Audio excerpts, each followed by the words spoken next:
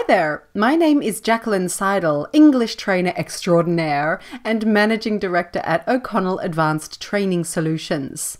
I'm recording this as part of Q&A Friday, which is on our ESL Nest, the Facebook group for English language training professionals and ESL entrepreneurs.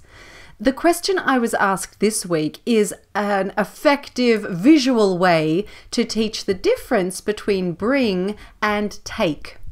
Now, if you know, maybe you don't know, I'm a bit of a theatrical teacher. I love to use my body, my hands, facial expressions as a way of helping teach language and grammar and also confidence in my learners. So this week, I coincidentally had to teach exactly this point.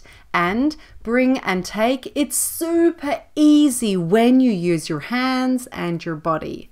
So when I bring something, it's in my direction. So can you please bring me the coffee? Can you please bring me the pen?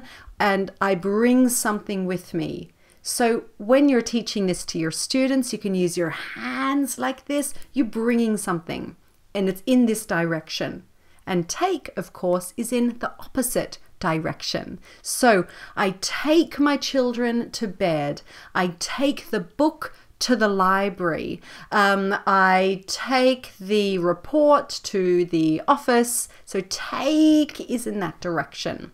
So there you have it. Super easy.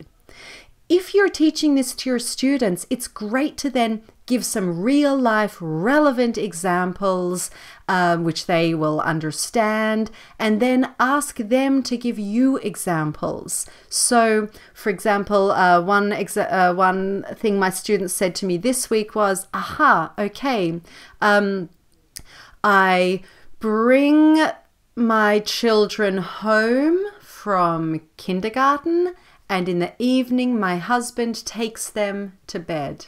Hey, fantastic.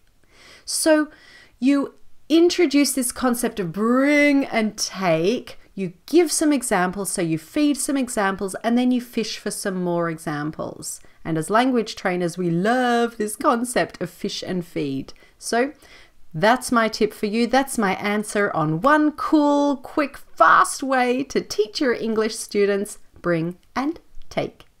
If you found this useful, fantastic. You can like this video. You can join our ESL Nest Facebook group. There's a link at the end of this recording.